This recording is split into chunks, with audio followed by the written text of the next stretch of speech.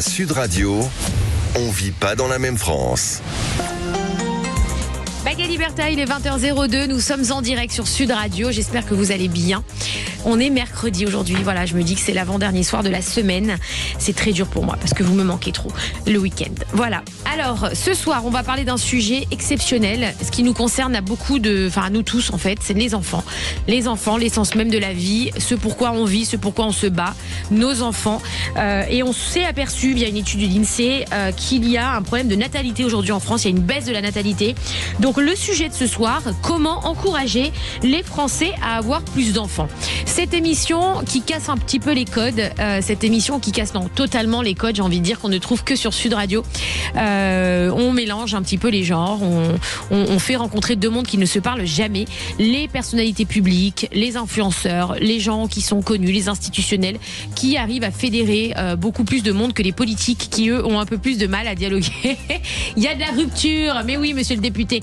On est en rupture politique. Il y a beaucoup de gens qui sont, au vu du taux d'abstention sur le vote, on peut pas dire que les Français sont à fond dans la politique. Donc on essaye, nous, à travers cette émission, de vulgariser un petit peu la politique, de la rendre accessible à tous, à travers la voix de ceux qui parlent aux gens tous les jours, c'est-à-dire nos influenceurs, nos créateurs de contenu, nos entrepreneurs, nos institutionnels, nos personnalités publiques. Et ce soir, on reçoit un super député. Voilà, super député. On a Jordan Guiton, député RN de l'Aube, qui va débattre de ce sujet, qui va discuter de ce sujet avec Soledad Franco, grande businesswoman parisienne, et si ce n'est pas nationale, coach exécutif et chef d'entreprise. Je vais vous la présenter juste après pour ceux qui ne la connaissent pas. Attention parce qu'elle en a créé des choses, hein, vous n'êtes pas prêts. Et je suis accompagnée ce soir de Mathias, comme tous les soirs. Comment ça va, Mathias ? Et toi, Magali, ça va ? Je vais bien, je suis encore malade, mais ça va. Oui. Mais là, t'as la voix de garou, là. J'ai la voix cassée. T'as la voix cassée ? Ouais, je sais. T'es sous antibiotiques ? Oui. Tu fais attention ? Mais je suis en sous antibiotiques depuis samedi, donc je me dis combien de temps encore ? Mais est-ce que tu prends bien tes médicaments ? Ben, écoute bien. Au plus je vieillis, au plus je fais attention à mes médocs. Est-ce que t'as un petit pilulier comme les vieux ? Non, pas encore. Pas encore, c'est bientôt. Pas encore, bientôt. Enfin, c'est dans 5 ans, je pense. Mon pilulier, c'est mon mari. C'est lui qui me met dans les petites cases et tout. Ah, bah voilà, tu vois qu'il est gentil, ton mari. C'est vrai. Il est mignon. Tu Ça sais va. que le député qu'on a ce soir, il se lève très tôt. Pourquoi ? Parce que c'est les députés de l'Aube. Oh là là, oui, faut le préparer le député à ses blagues. J'avais oublié de lui dire. Elle est incroyable, la vanne. Je crois que le député, j'ai oublié de lui expliquer l'histoire. Ouais. Sinon, t'es content qu'on ait retrouvé notre Yannick ou pas ? Mais oui, mais il est tout bronzé, il revient de Thaïlande. Apparemment, ça paye bien Sud Radio. Hein. Kapumka. C'est-à-dire bonjour en thaïlandais, pardon. Bonjour. Ah oui. Kapumka. Oui. Ça veut dire bonjour en thaïlandais ? Bah, ils disaient tous ça, donc j'en ai conclu que ça voulait dire bonjour. Ça voulait dire connard, c'est ça que t'as pas compris. Imagine. Mais moi, je vous ai écouté en Thaïlande. Hein. Et alors, t'as Ah là kiffé ? là, vous m'avez régalé. C'était laquelle ton émission préférée ? Espèce de mytho. Donne-nous un exemple de ce qui t'a fait marrer. Vas-y, explique-nous. Ah non, mais alors moi, franchement, c'était. Non, mais c'est l'œuvre qui m'a fait kiffer. Tu sais ce que j'aimerais bien faire la semaine prochaine ? Oui. Une émission en libre- Thaïlande. Non, une libre antenne. Ah, J'aimerais bien faire parler de tous les auditeurs et de leur laisser l'antenne. Bah, appelle le patron Alors, de la radio. Juste, on en a une l'heure d'avant, Ah mince. de 19h à 20h avec Philippe David. Non, mais nous sur notre sujet. Ah, Les d'accord. Français, pourquoi vous êtes en rupture avec la politique ? ah, ça peut être bien. Et là, ça. tu Ah, fais pas appeler, mal. Non, et pas tu fais mal. appeler tous les. Attends, écoute-moi bien. Au lieu de mettre On a un un concept, influenceur là. la semaine prochaine, on peut choisir un jour où en fait on met pas d'influenceurs, on met que des auditeurs en face d'un politique. Et t'as les auditeurs qui appellent, t'as vu, et ils vont le pauvre.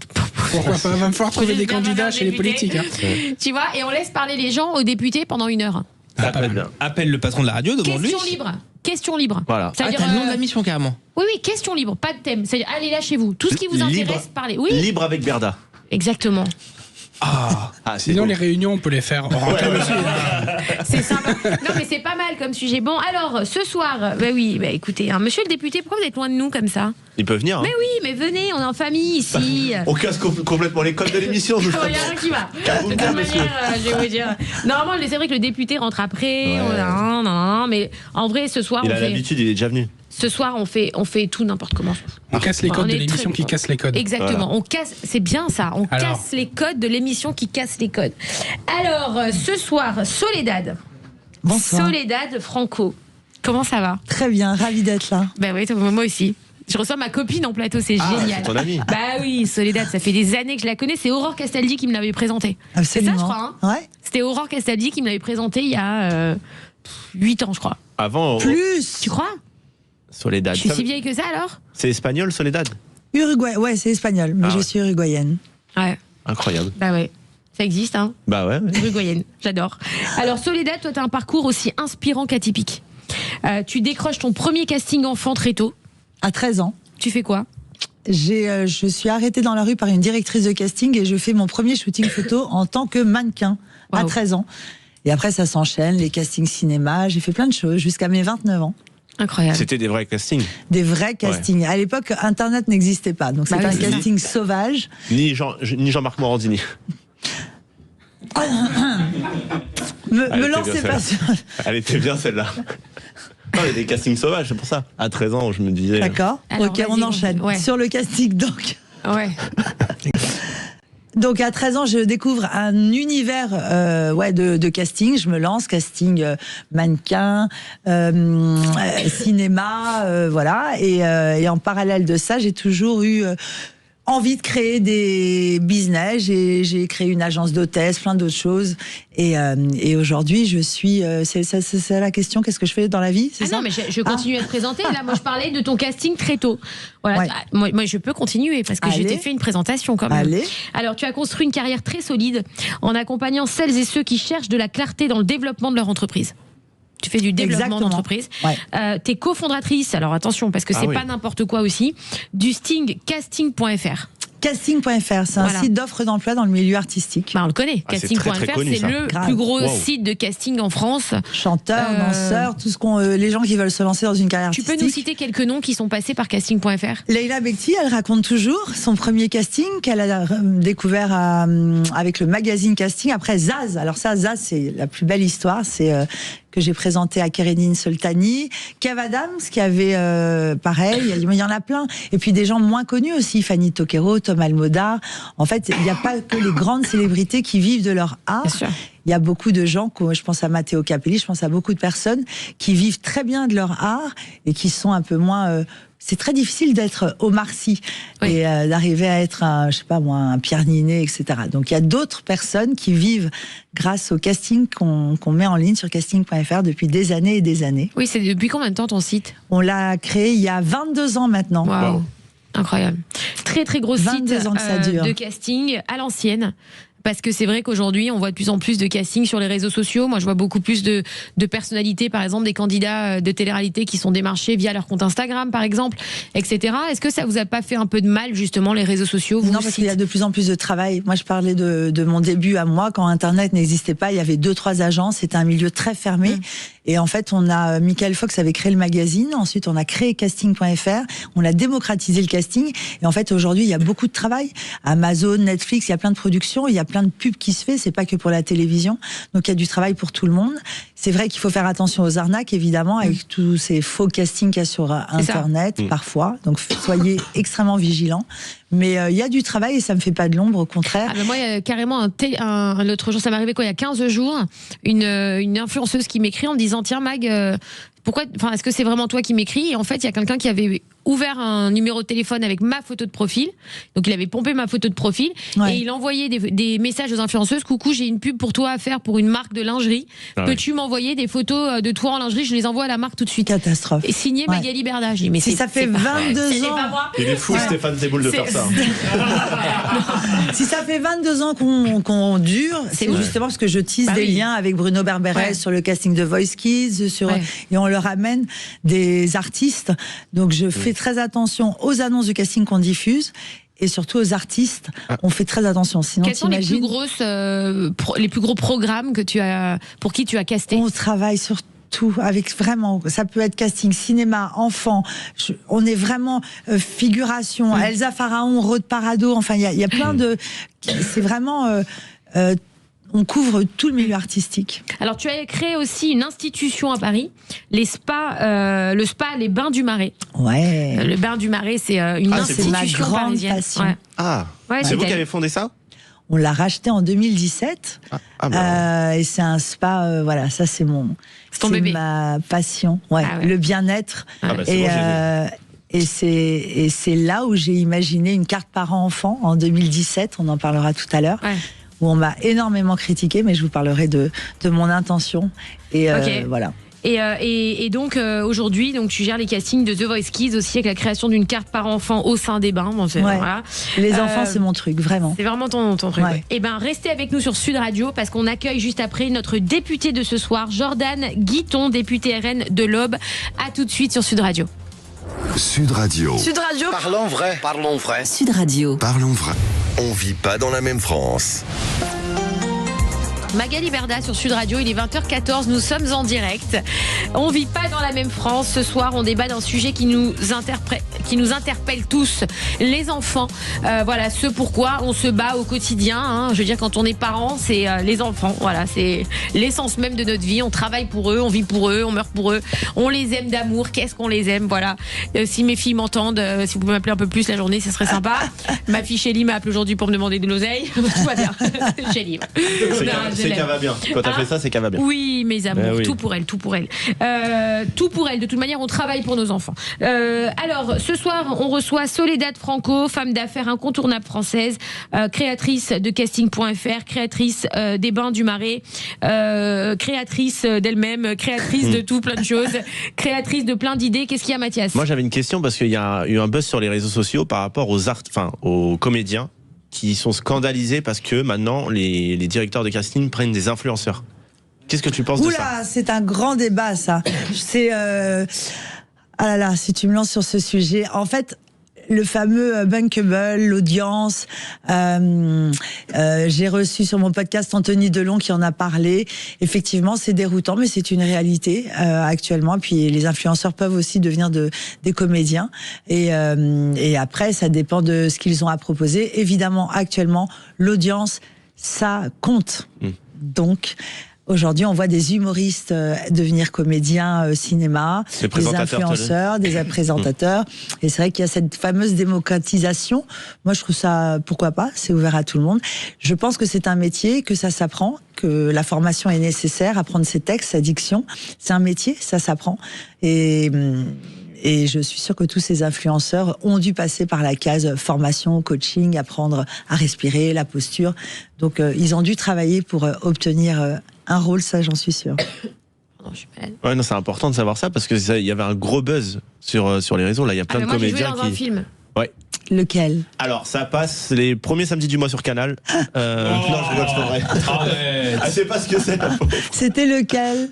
J'ai joué dans Giacomo qui vient d'être nommé à l'Alpe d'Huez. Bravo. Bravo. Ton propre rôle en plus. Ouais, mon propre rôle. Fabuleux. Incroyable film qui va sortir bientôt au cinéma. Et moi, je l'ai vu.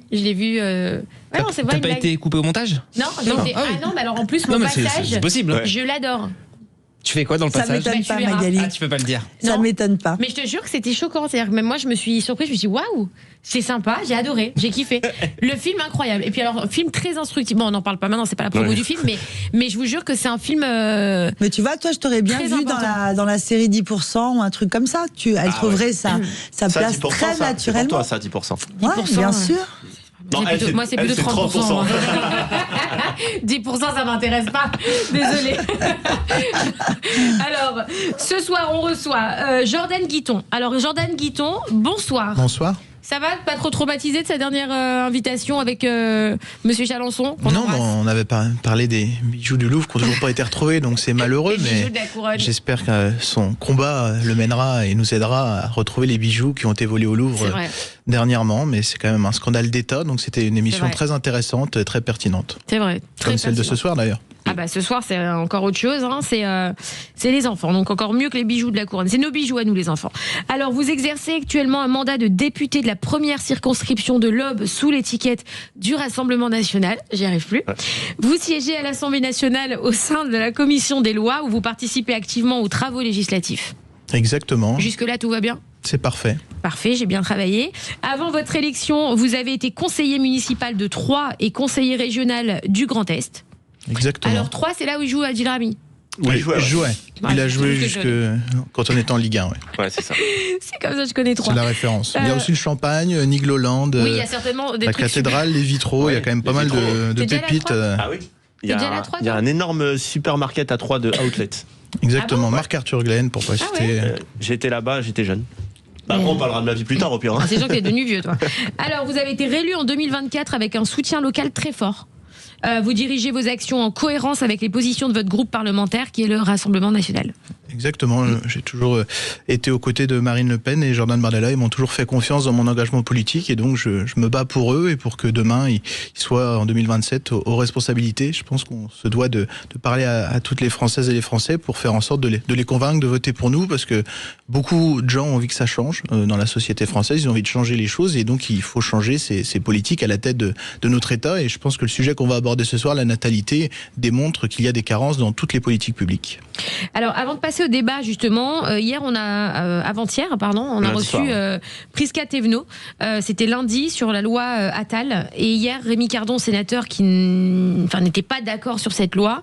Est-ce que vous, en tant que député du RN, vous êtes pour cette loi? Alors, je rappelle, la loi, c'est l'interdiction des réseaux sociaux aux jeunes de moins de 15 ans. Est-ce que vous, au RN, vous êtes pour ou contre cette loi? Oui, mais je vais quand même l'expliquer, parce que d'où vient cette proposition de loi? D'abord, elle touche plusieurs sujets. Elle vient d'un rapport qui a été fait à l'Assemblée nationale, notamment, qui était une commission d'enquête sur la santé mentale des plus jeunes, des enfants. Et donc, plusieurs choses ont été données en orientation pour les politiques publiques. C'est d'interdire les écrans, notamment dans les crèches pour les enfants avant 3 ans, qui est un sujet dont on parle pas assez, je pense, et dont les parents, moi, me parlent assez régulièrement en circonscription. Et donc, pas d'écran avant 3 ans, pas de téléphone dans les lycées pour améliorer la concentration des élèves. Et il y a ce sujet des réseaux sociaux qui nécessite d'être pesé. À quel moment doit-on mettre un curseur pour interdire ces réseaux sociaux? Il y a des problèmes de contenu, notamment sur TikTok, pour pas le citer, mais aussi d'autres réseaux sociaux. Et donc, on considère que avant le lycée, donc le collège, avant 15 ans, c'est pas nécessaire d'avoir accès à des réseaux sociaux, du contenu qui peut être du contenu choquant, porno, du contenu violent, du contenu de suicide, du contenu aussi qui incite à prendre de la consommation de drogue. Et tous ces contenus-là posent évidemment des problèmes de santé mentale envers les plus jeunes, envers souvent les plus défavorisés. Il y a quand même des jeunes ados, et même pré-ados de 12-13 ans qui se sont suicidés l'année dernière. Ça fait quand même réfléchir beaucoup l'Assemblée nationale. On a travaillé sur ces sujets. Et moi, je pense qu'interdire les réseaux sociaux avant 15 ans, ça doit être quelque chose que l'État s'occupe, mais ça va aussi de la responsabilité des parents, parce qu'on peut pas le faire nous-mêmes. Il y a la question de comment est-ce qu'on interdit les réseaux avant 15 ans, comment est-ce qu'on évite que des jeunes prennent les tablettes de leurs parents avec leurs identifiants. Et donc, tous ces sujets-là ont été travaillés. Et nous, RN, on l'a soutenu, ce projet, parce qu'on considère que la santé mentale des enfants, le fait de scroller toute la journée sur son portable, le fait d'avoir accès aux écrans très jeunes, ça pose des problèmes. On n'est pas contre l'utilisation des réseaux sociaux, ni des tablettes, ni des nouvelles technologies aujourd'hui. Il faut que les jeunes, ça va prendre. Et c'est quelle utilisation on en fait, quelles images on donne, quels accès aux images on donne. Et ce sont des petits sujets de fond sur lesquels on doit grandement travailler à l'Assemblée nationale. Et donc, je pense que ce sujet-là, il ouvre en tout cas la voie à protéger nos enfants. Et donc vous êtes plutôt pour? Je suis plutôt pour. On a vu Louis Boyard s'y opposer. Vous étiez là à l'Assemblée quand il a dit non? C'était lundi soir, oui, il a fait son petit cinéma quotidien. Écoutez, il a le droit de s'opposer à un texte de loi, il est député, il aura des comptes à rendre à ses électeurs, aux parents dans sa circonscription. Moi, c'est un sujet qui m'a beaucoup touché, parce qu'il y a beaucoup de parents dans les collèges qui nous écrivent en tant que parlementaires, notamment sur des sujets comme le harcèlement scolaire. Et souvent, c'est quand même en lien avec les réseaux sociaux. Et ces jeunes-là qui se sont malheureusement suicidés dans la société française, ça a marqué les esprits, et donc ça nous a fait prendre et se dire qu'il fallait faire évoluer ces sujets. Donc on a fait évoluer cette loi. Demain, ça nécessite quand même un petit travail en lien avec ceux qui créent les portables, ceux qui louent les abonnements Internet, de contrôle parental un petit peu renforcé. Mais encore une fois, rien ne pourra se faire sans l'aval des parents et sans l'aide des parents. Et c'est leur responsabilité numéro 1. Alors ce soir, on va parler de natalité. Est-ce que je peux vous demander si vous êtes papa? Pas encore. Mais je l'espérais dans quelques années. Ah, bon, ça va venir alors. Je l'espère. Quel âge vous avez? 30 ans. Ça va. Ça va venir. C'est pour ça. Bah oui, Mathias, il serait temps. C'est à cause de moi, la natalité, elle est descendue, c'est à cause de moi. Hein? J'ai 33 ans, j'ai pas d'enfant. Il a 33 ans, on dirait qu'il a 20. Ouais. C'est vrai, vous faites très jeune. C'est vrai? Ouais. Alors, on passe au sujet de ce soir, justement, sur la natalité en France. Soledad, donc toi, tu es maman? Alors, je vais vous rassurer, j'ai été maman à 42 ans et à 47 ans. Toi, c'est une histoire de dingue. J'ai 52 ans et j'ai un petit garçon de 4 ans. Ouais. Vous avez 52 ans? Ouais, on peut parler longévité aussi si vous voulez, mais... Ah, vous faites pas du tout les 52 ans? Elle peut pas, hein. J'ai 52 ans et j'ai eu un bébé à 42 et un autre à 47 ans. Parce que j'étais extrêmement animée par l'envie et mon ambition, et j'ai oublié de faire un enfant. J'ai pas pensé, business.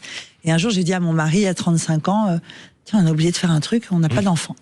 Et après, ça a été un long parcours de fécondation in vitro. Et je suis devenue maman à 42, à 47 ans. Et quand j'ai donné naissance à ma fille, je me suis excusée auprès de toutes mes copines parce que je faisais pas vraiment attention aux enfants.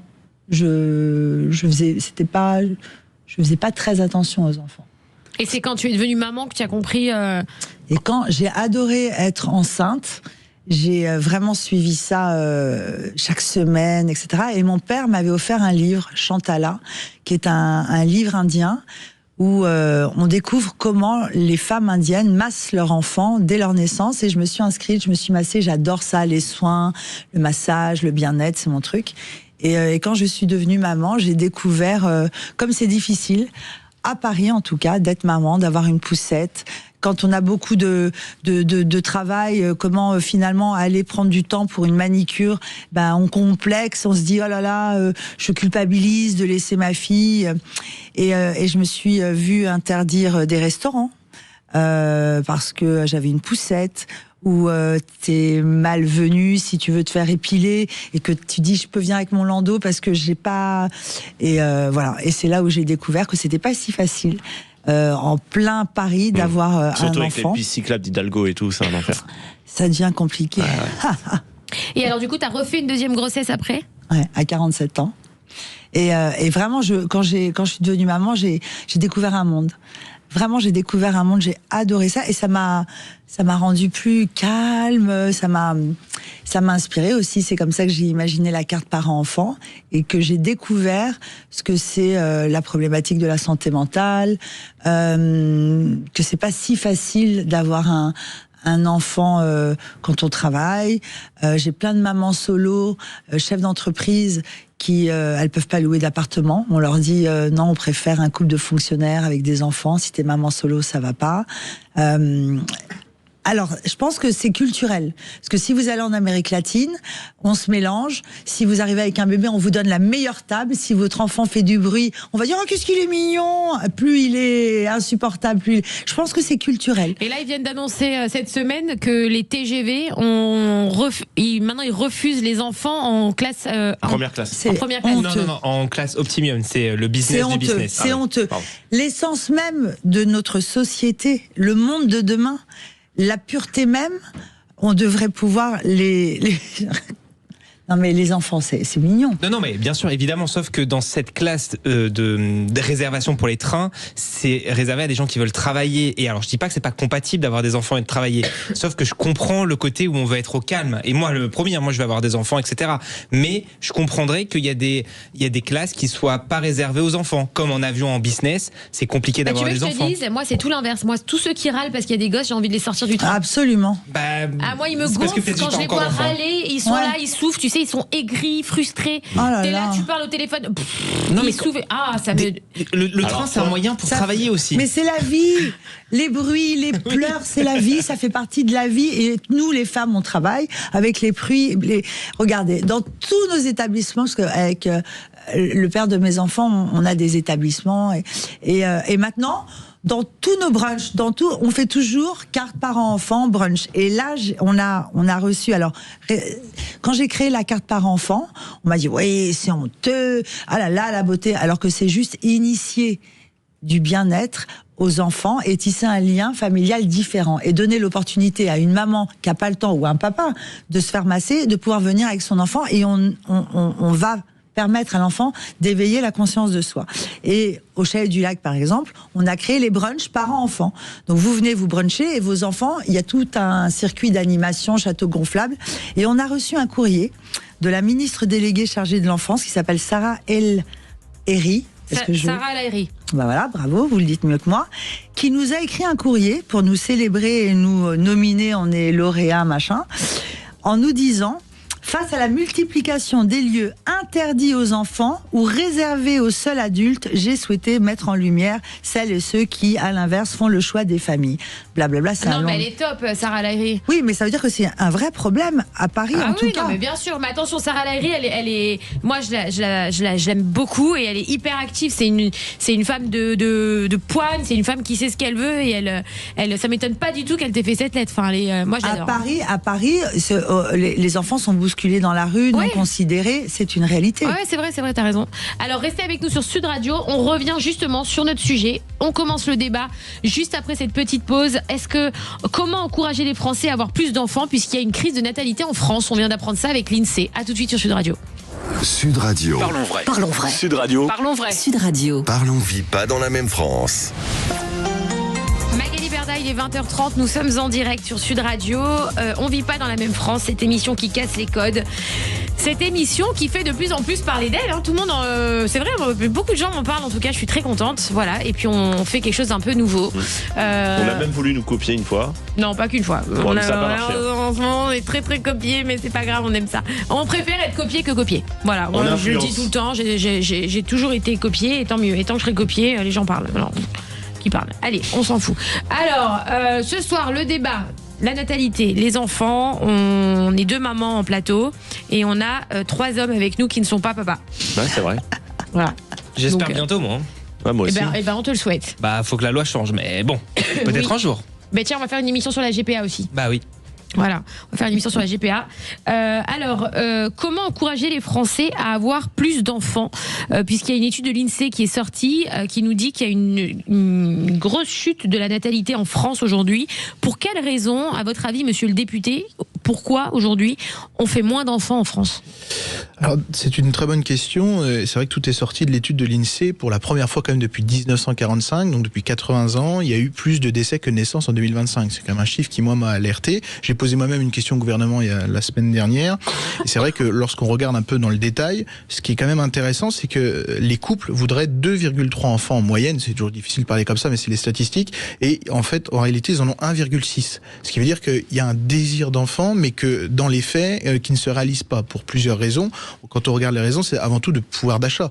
Lorsque vous voyez le coût de la vie, qu'on soit dans une grande ville comme Paris, dans une métropole, mais même à la campagne, lorsque vous voyez le coût de la vie, quand vous faites vos courses, vous payez votre facture d'électricité, de carburant, que vous avez des problèmes de crèche, des problèmes de garde d'enfants, des problèmes de services parfois qui sont pas adaptés aux enfants. Vous avez aussi le sujet moi dans mon département de l'Aube, j'ai 25% de familles monoparentales. C'est des sujets pour lesquels aussi on s'empare et pour lesquels on essaie de défendre parfois des mères de famille célibataires qui sont courageuses et qui essaient de s'en sortir. Tout ça fait un cocktail que dans la société française, on a moins envie de faire d'enfants, on fait moins d'enfants.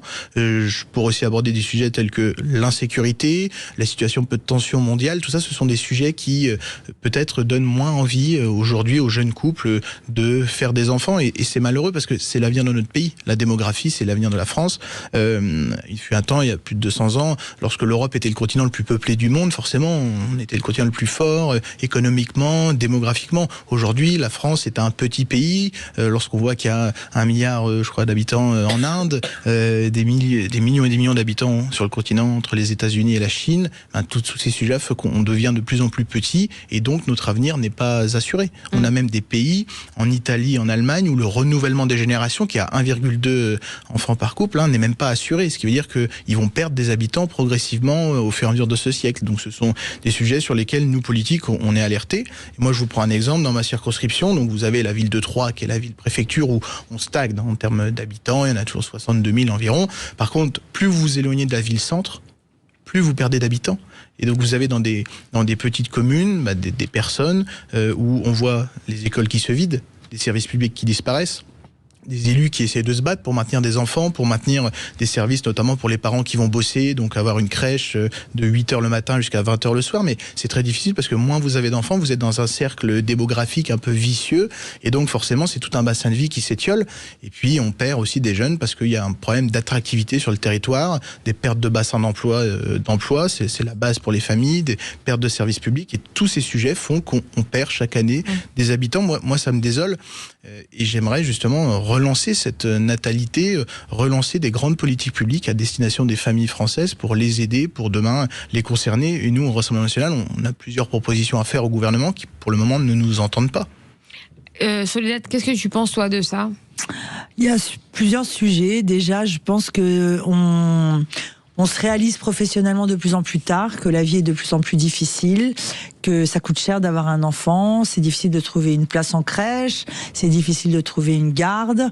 Je pense que en tout cas en urbain, à Paris, de ce que je connais, c'est vraiment hostile. C'est pas évident. Les week-ends, qu'est-ce qu'on fait avec les enfants? Il n'y a pas de parc, ou alors si, mais je pense qu'il y a une grande démotivation. On n'est pas trop aidé. Alors s'il y a des choses comme la PMI qui sont chouettes, mais moi je connais pas mal de mamans en galère, et pour pouvoir être une bonne maman ou un bon papa pleinement, on n'a pas beaucoup de soutien. Et puis, tout est cher. À Paris, se loger, c'est cher. S'habiller, tout est cher. Tout Paris, est c'est compliqué. puissance 10 par rapport à nos territoires ruraux, mais c'est vrai que le coût de la vie, je crois, sur les 10 dernières années, il a augmenté de 30%. L'électricité, le carburant pour les ruraux et les courses, c'est juste insupportable. Et je parle même pas du logement dans les villes. Même à Matroix, ça commence à être compliqué. Mais alors, Paris, pour avoir un assistant parlementaire, pour le coup, qui est papa et qui vit sur Paris, vous payez le loyer et la crèche et vous avez plus rien à la fin du mois, quoi. C'est clair. Hein. Et je crois qu'on est dans une société de plus en plus individualiste, où on a perdu la conscience de ce que c'est qu'un enfant. D'ailleurs, les enfants ont changé. On parlait tout à l'heure réseaux sociaux ou pas réseaux sociaux. Mettre un téléphone entre les mains d'un enfant de 10 ans, c'est lui faire perdre en justement cette insouciance. Ils deviennent beaucoup plus adultes rapidement.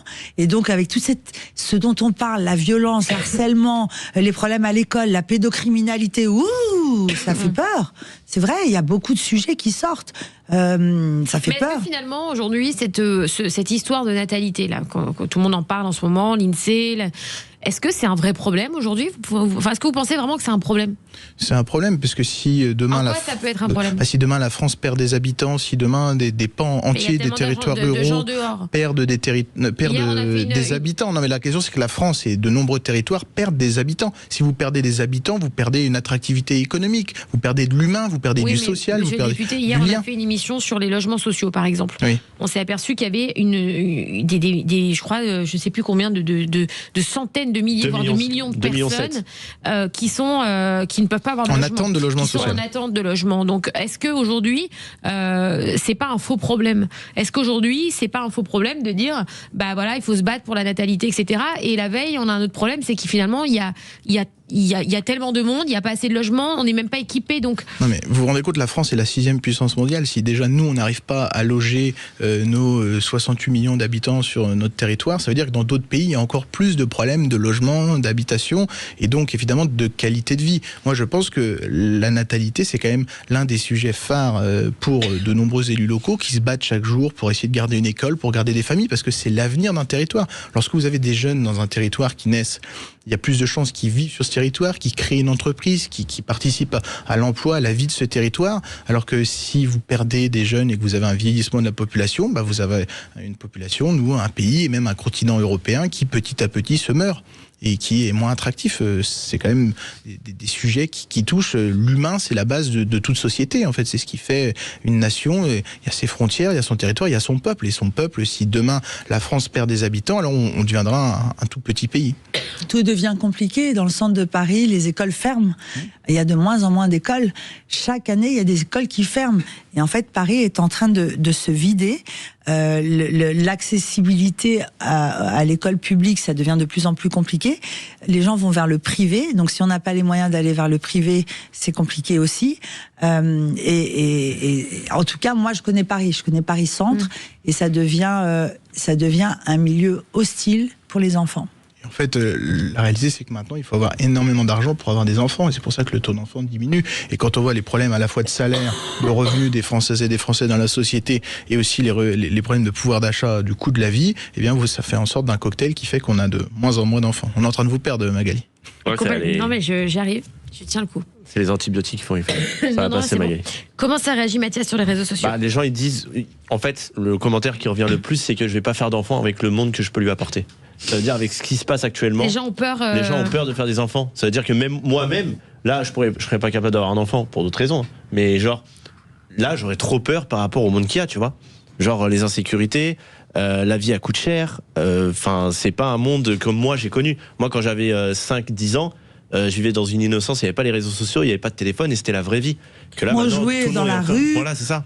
que maintenant on trouve que c'est hyper dangereux. C'est Max le réalisateur. On est de la même génération. C'est vrai, des années 90, on vivait dans un monde, voilà, on avait à peine les premières consoles de jeux au début des années 2000 qui sont sorties, PS1, PS2, mais c'est vrai qu'on allait au terrain de foot, on avait des liens. Et exactement. Si vous aviez connu les années 80. Ah voilà. Non, mais il y avait de l'innocence, il y avait tout ça. Et là, maintenant, les gens, c'est hyper dangereux.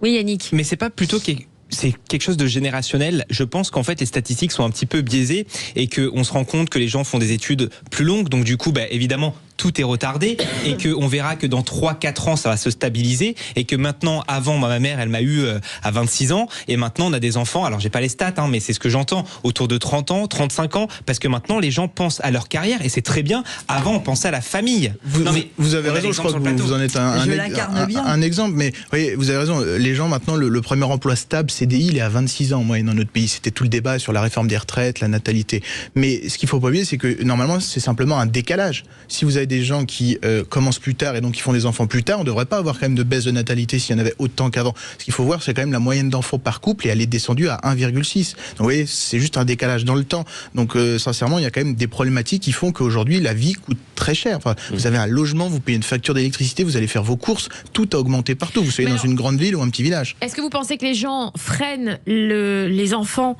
parce que justement, il y a une peur, comme disait Mathias, de la sécurité financière, comment on va faire, comment on va gérer, ou est-ce que c'est plutôt comme Soledad qui vous dit moi j'ai mon business, au contraire je suis une femme libre, j'ai envie de travailler, alors avant, parce que les femmes avant elles étaient moins au travail que maintenant. Les femmes avant, c'était les femmes à la maison.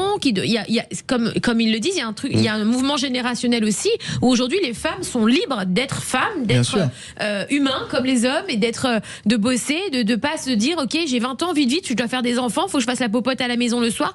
Non, aujourd'hui une femme elle s'affirme et donc est-ce que ça freine pas? Mais quelque part on l'a voulu. Moi, quelque part, je suis très fière aujourd'hui de bosser, d'être une bosseuse et d'être indépendante et de pas dépendre d'un homme. Parce que la question, c'est quand on veut un enfant, souvent, le choix, il se fait en couple. Donc aujourd'hui, vous avez des hommes qui peuvent rester à la maison, qui peuvent aussi adapter leur train de vie, leur carrière professionnelle. Et c'est très bien que des femmes se développent et ne soient pas assimilées au foyer comme on a pu connaître il y a d'autres siècles. Mais je pense quand même que la question de fond, c'est pourquoi est-ce qu'en France, on a un désir d'enfant qui est supérieur à ce qu'on fait en moyenne enfant par couple. Moi, c'est ça qui me pose un problème et j'aimerais juste que les concitoyens qui veulent pas avoir d'enfants, c'est leur choix, c'est leur vie. Ceux qui veulent avoir un enfant plus tard, c'est leur choix, c'est leur vie. Il s'agit pas d'atteindre à leur liberté de fonder une famille. Par contre, il y a un sujet, c'est qu'il y a des gens qui voudraient des enfants mais qui ne peuvent pas en avoir par choix. Et je pense que tout cela est un cocktail. Malheureusement, l'insécurité budgétaire, l'insécurité physique, l'insécurité du monde, le monde dans lequel on vit est parfois sous tension. Et je pense que ça pose des problèmes. Dans ces cas-là, comme vous le dites, il y a des couples aujourd'hui qui veulent avoir des enfants. Par exemple, on parle des homosexuels qui veulent avoir des enfants via la GPA, par exemple. Pourquoi on leur interdit alors d'avoir des enfants? Là, c'est un autre débat. C'est un débat sociétal de savoir. Qui revient aussi sur le fait d'avoir des enfants, parce que aujourd'hui, on peut avoir des enfants autrement qu'on tombe enceinte. Enfin, je veux dire, un couple d'homosexuels peut pas, deux hommes ne peuvent pas porter d'enfants, on le sait. Je veux dire, voilà. Donc, ils sont obligés de faire autrement. Mais on se plaint que finalement la natalité est en baisse en France, qu'on a fait moins d'enfants en France, mais on empêche aussi des gens d'avoir des enfants d'une manière autre, parce que c'est comme ça. Pourquoi? Moi, je pense quand même que pour avoir un enfant, à la fin des fins, il faut quand même un papa, une maman à la base de la base. Même si aujourd'hui, pour la GPA, je pense que ça pose un problème. Notamment, je l'ai analysé dans certains pays et ça pose quand même un problème où des femmes, ça devient un commerce, elles vendent leur ventre en fait. Et moi, ça me pose un problème. La PMA, ça pose moins de problèmes parce que ça aide tout type de couple à avoir des enfants. Sur ces sujets sociétaux, là encore une fois, nous, au Rassemblement national, en fait, on est pour avoir des référendums. Donc après, c'est aux Français de trancher dans quelle société ils veulent vivre, sur quelle génération ils veulent vivre, GPA, PMA, mais la GPA, ça pose quand même des grands problèmes. Aujourd'hui, on vit dans un monde qui est complètement libéralisé, mondialisé. Si demain vous mettez en place la GPA, vous aurez des mères porteuses qui vendront leur corps. Et ça, moi, c'est pas la société dans laquelle je veux vivre demain. Mais c'est pas la société dans laquelle je veux vivre demain. Même la GPA éthique. Non, pour le moment, ce sont pas des sujets pour moi qui sont, en tout cas, adoptables ni prioritaires. Moi, j'aimerais permettre juste aux familles qui veulent des enfants de pouvoir en avoir. Ce serait déjà un grand pas, de permettre de fonder une famille, vivre en sécurité, vivre de son travail aussi. Ce sont des sujets pour lesquels on entend beaucoup parler, moi, en circonscription. Et quand vous avez quand même un quart, je crois, des Français qui ont du mal à boucler les fins de mois, ce sont un quart des Français qui disent est-ce que demain je peux offrir un avenir à un enfant, et moi j'ai envie d'aider ces familles, j'ai envie d'aider ces personnes à avoir demain des enfants, fonder une famille et dans leur liberté bien sûr, et de les aider à fonder leur famille et à vivre dans le bonheur d'avoir un foyer, d'avoir des enfants qui réussissent dans la vie. Je pense que c'est aussi quelque chose qui font une vie, et ces sujets ils touchent à la fois à l'intime, on a abordé des sujets sociétaux, mais ils touchent quand même à l'avenir de mon pays. Ça c'est quelque chose qui m'importe beaucoup. Soledad? Moi, je pense que définitivement, la vie est devenue extrêmement chère et compliquée. Je travaille beaucoup et j'ai la chance d'être aidée. Même si je suis à la fois très présente, je vais chercher mes enfants à 4h30, mais après je les dépose chez moi avec une nounou, et puis je reviens à 21h et je repars, et souvent je pense à ces femmes qui vivent en banlieue, qui prennent 1 heure de trajet, qui reviennent à 7h30, 8h. Je me dis mais comment elles font quand tu fais les machines à laver, quand tu fais les courses. Je pense qu'il y a un vrai travail à faire d'aide, de soutien pour toutes ces familles qui ont le désir d'avoir des enfants, parce que si on veut être un des bons parents pleinement dans des conditions aussi difficiles, c'est très compliqué. Aujourd'hui, c'est très compliqué en fait de travailler, d'avoir des enfants. C'est ça, le problème de base. Et il y a des problèmes de crèches énormes dans beaucoup de villes, mais aussi beaucoup de villages. C'est des sujets que j'entends, mais au quotidien. Mais sans parler d'une place à la crèche, les conditions d'accueil, et puis surtout la malveillance de certaines personnes. C'est-à-dire qu'il y a tout à revoir. On est en train de... Alors, est-ce que c'est trop de médiatisation? Parce que c'est ça, on s'y perd. Quand on vous dit qu'il y a des animateurs, un directeur d'école qui a violenté des enfants, des crimes de pédocriminalité, mais moi j'ai peur maintenant. Dès que je vois quelqu'un, je suis comme ça, c'est qui celui-là, machin. Je suis très investie et je contrôle beaucoup. Moi, je pense qu'on a vraiment définitivement créé une société où règne la peur, où on se dit mon enfant va être harcelé, il va être victime d'un pédocriminel, c'est trop cher. Il y a quand même beaucoup de choses qui sont... C'est devenu anxiogène, oui. Tous ces sujets d'insécurité sont pesants pour l'économie, pour la démographie, pour les familles, pour la qualité de vie. Et donc, on se projette moins vers l'avenir, on a peur. En fait, on a peur d'être parent maintenant, alors qu'avant, c'était incroyable. Et il y a un autre sujet, c'est l'infertilité des femmes. On le sait. Il y a de plus en plus de fécondation in vitro. Je ne sais pas si c'est à cause de la nutrition, le stress ou quoi, mais de plus en plus de femmes. Moi, tout le temps, on me dit « Ah, tu me donnes de l'espoir ». Plein de femmes me disent « Tu me donnes de l'espoir ». On ne sait pas le nombre de femmes qui sont en fécondation in vitro. C'est un vrai sujet. Un vrai sujet. Suite à ma question au gouvernement, d'ailleurs, beaucoup m'avaient écrit pour me dire vous parlez pas assez des gens qui veulent des enfants, qui ont essayé d'avoir des enfants et qui ne peuvent pas mais c'est un de vrai manière problème. biologique. Ou les mamans célibataires, les femmes célibataires qui veulent devenir maman, qui veulent congeler leur ovocyte. Enfin, ça, c'est un autre sujet qui est... passionnant, mais c'est comment aider tous ceux qui ne sont pas en couple, parce qu'on sait que c'est de plus en plus compliqué d'être en couple aussi. Enfin, tout a changé, quoi. Donc, donner l'opportunité à des mamans, à des femmes de devenir mères, et pourquoi pas plus tard à des hommes, effectivement. C'est ouvrir la paternité, la maternité à tous ceux qui le désirent et sortir de ce côté homme, femme, comme ça, ces injonctions. Ouvrir. De fait, vous avez déjà 25% de familles monoparentales dans la société de manière générale, ce qui est déjà quand même un chiffre assez énorme et qui doit aussi remettre en cause notre... Oui, voilà. Moi, je vous parle de faire des enfants en solo. J'ai bien compris la nuance. La nuance. Alors, est-ce que vous pensez que la précarité professionnelle des jeunes générations explique aussi ce refus d'avoir des enfants? Oui, je vous le dis, c'est un tout. Lorsque vous n'avez pas un emploi stable, vous rentrez très tard sur le marché du travail. Les solutions, alors les solutions, c'est de faire en sorte de contribuer à rendre du pouvoir d'achat aux Françaises et aux Français. Nous, au Rassemblement national, on a plusieurs choses. D'abord, donner peut-être la priorité nationale sur toutes ces allocations familiales. Nous, c'est ce qu'on souhaite faire, donc la donner aux nationaux français. Ensuite, il y a la part fiscale pleine dès le 2e enfant. Ça, c'est quelque chose qui part aux parents qui travaillent. Quand vous avez un enfant, la première, la deuxième part fiscale, ce sont des demi-parts. Et donc, ça fait que plus vous travaillez, plus vous allez payer d'impôts. Et donc, nous, on voudrait que ce soit dès la deuxième part fiscale, dès le 2e enfant, pardon, la part fiscale pleine. Ce qui veut dire que vous allez gagner un petit peu de pouvoir d'achat. Et donc, on récompense les familles qui ont des enfants, qui travaillent, qui payent des impôts chaque mois. Ça, c'est donner un peu de respiration, un peu d'air aux familles françaises. Et il y a un sujet, évidemment, qu'on a abordé tout à l'heure, c'est redonner de la sécurité dans nos villes, dans nos villages et dans nos vies en fait de manière générale. Et ça pourra redonner une société à la fois sécurisée sur le plan humain, sur le plan physique, une société sécurisée sur le plan de l'emploi, retrouver de la croissance économique, un monde qui va bien, où on a de l'industrie, on a de l'emploi dans nos secteurs, où quand nos parents, quand on parlait tout à l'heure des années 80, nos parents trouvaient un emploi tout de suite, ils gagnaient un petit peu d'argent, ils pouvaient en mettre de côté, ils pouvaient partir en vacances, ils pouvaient faire des courses sans trop regarder les prix au supermarché.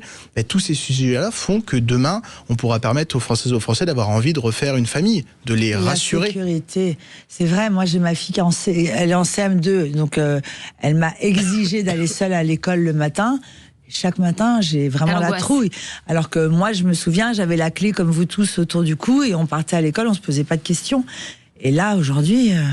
Vous avez chaque jour, quand vous regardez les chaînes d'infos en continu, c'est vrai que ça fait peur. Vous avez des agressions toutes les minutes, en fait, dans notre pays. Toutes les 44 secondes, si on additionne toutes les agressions des statistiques du ministère de l'Intérieur. Et forcément, quand vous êtes parent, vous faites attention à vos enfants. Et d'ailleurs, même maintenant, moi qui suis né dans la ruralité, dans un petit village d'un peu plus de 1000 habitants, avant, on disait souvent on était un peu plus tranquille à la campagne qu'en ville. Mais maintenant, c'est faux. Vous avez de la vente de drogue dans des collèges à la sortie. Vous avez de la prostitution dans les collèges aussi. Et vous avez évidemment de l'insécurité partout dans la société, que ce soit les cambriolages, les kidnappings d'enfants, et forcément toutes ces choses-là qui se sont sues malheureusement et qui font presse dans les médias, font peur un petit peu aux parents. Donc c'est un tout, et moi je crois beaucoup demain. J'ai l'impression qu'on n'a pas réussi à préserver l'enfance. J'ai vraiment la sensation que qu'il y a eu un loupé ici. J'ai l'impression. Et vous voyez, le sujet qu'on a abordé tout à l'heure sur les réseaux sociaux, il est très important. En fait, maintenant, vous avez un jeune de 8 ans, s'il prend un portable, il ouvre TikTok, il a accès à tout ce que nous, on voit, à tout ce qu'un jeune de 15, 18, 20 ans voit. Que nous, quand on est né sans réseaux sociaux, sans peut-être Internet ou portable même, moi j'ai eu mon premier portable pour partir à l'internat au lycée, je pense que c'était à peu près la même chose pour vous, eh bien, vous voyez, au fur et à mesure de la vie, on découvrait des choses au fur et à mesure.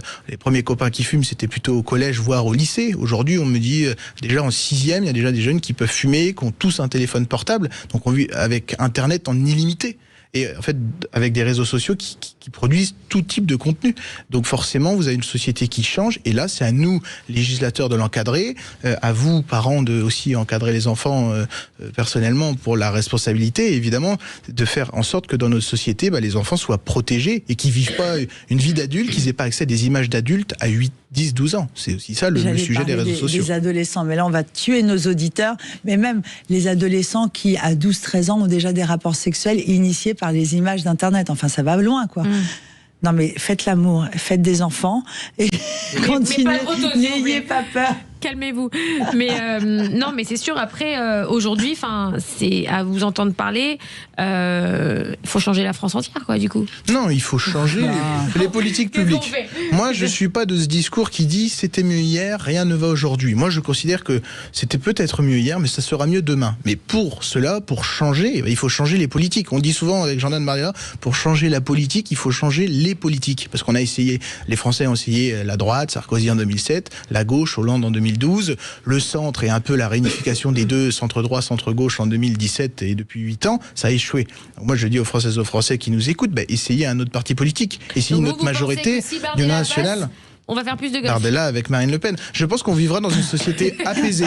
Je me souviens du slogan, notamment avec Marine Le Pen, où c'était la France apaisée.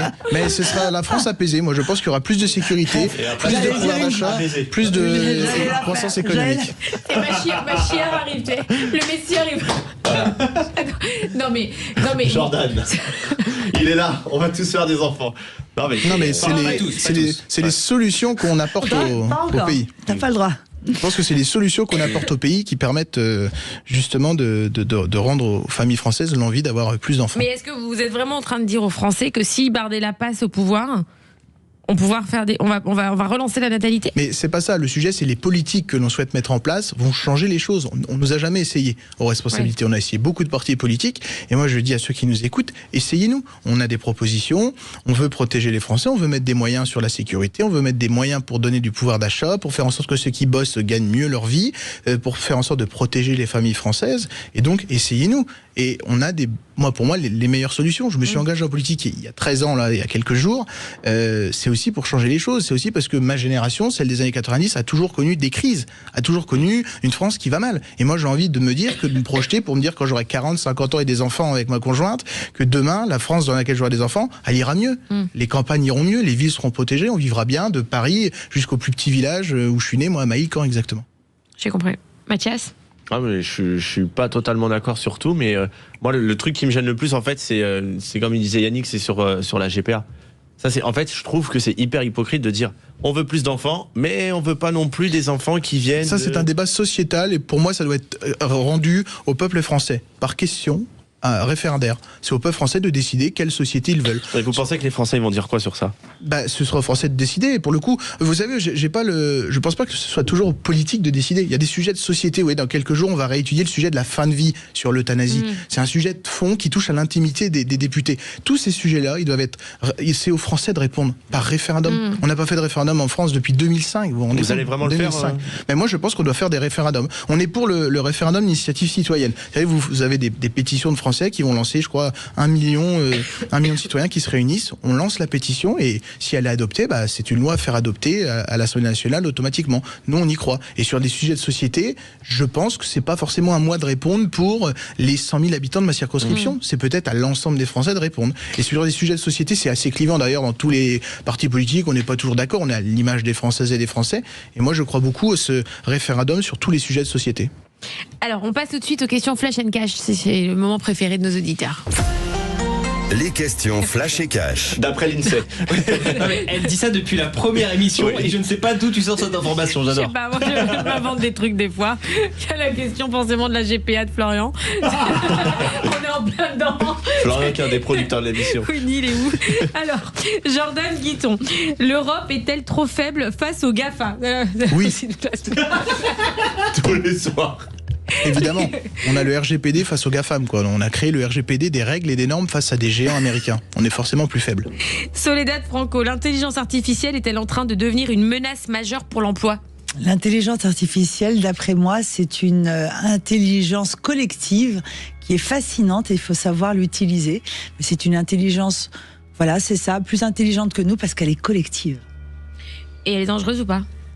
Si elle est bien utilisée, c'est un sacré soutien. Non, elle n'est pas dangereuse. Moi, je suis ravie de l'utiliser. Ça m'aide énormément au quotidien. Jordan Guiton, suite au manque d'effectifs dans les polices et les pompiers et face à la hausse des violences et des interventions, faut-il recruter massivement ? Oui, il faut plus de policiers, plus de gendarmes, plus de personnes qui portent un uniforme et donner envie à nos jeunes de porter l'uniforme. C'est très important. Il y a des problèmes de recrutement dans tous les secteurs régaliens de notre pays. Donc, Mathias veut y aller. Où ça ? allez-y. Pompier, je sais pas, service alors là, militaire. engagez-vous. La France est dans la merde Engage-toi avec un moi. petit peu. Ah mais je suis engagé, moi Mais je quelque chose, viens de m'engager dans une relation, ça va, j'ai fait pour la France là. Alors, Soledad Franco, es-tu pour le retour du service militaire obligatoire pour tous ? Ah, pétard, je sais pas. Alors là, Pétard. c'est une pétard. Oui. 52 ans, mademoiselle. Pétard mouillé. Pétard. Le service obligatoire pour tous, je sais pas trop. Là, Joker. Référendum, comme le. Ouais, référendum. J'ai compris, hein. Dès qu'on sait pas, on dit référendum. Référendum. Jordan Guiton, la fuite des jeunes diplômés français est-elle une menace pour l'avenir économique du pays ? C'est un vrai sujet, ça. Évidemment, on nous dit au Rennes, on parle souvent d'immigration, mais on parle aussi d'émigration. Et ces jeunes, ces fuites de cerveau de notre pays, ces ingénieurs qui sont captés par les États-Unis, par la Chine, c'est un problème d'avenir. Et d'ailleurs, pour les petits territoires ruraux, parfois vous avez des jeunes qui vont faire des études dans des grandes villes internationales, et malheureusement, ils ne reviennent pas. Ils vont acquérir un savoir, ils ne reviennent pas. Donc oui, on a besoin Tous de les cerveaux garder français s'en vont. nos cerveaux. La fuite C'est du pour ça qu'on est cerveau. encore là, nous. La fuite des cerveaux français, elle est forte cette phrase. C'est pour ça que Mathias et moi, on est encore Voilà. là. Tant qu'on est là. Tout qu'on est là, la France est sauvée. Merci à vous deux. Merci beaucoup, Jordan Guiton. Merci à vous pour l'invitation. Député RN de l'Aube. Merci, Soledad Franco. Merci. Je viendrai au spa. Ça fait 10 ans que Je tu le dis. sais, mais Moi je vais aussi venir. j'aimerais. Hein. Mais on t'a pas invité, toi Ah là là, qu'est-ce que je t'aime. Merci, Soledad. Évitez casting.fr, allez directement dans la rue. Tout le monde sur casting.fr, les amis, meilleur site de casting de France et d'Europe. Voilà. On se retrouve demain à 20h sur Sud Radio et tout de suite vous retrouvez les clés d'une vie avec Jacques Pessis, ma star atomique, et son invitée l'écrivaine, alors Léa Simone Allegria. Voilà, à tout de suite sur Sud Radio et en ce qui me concerne à demain.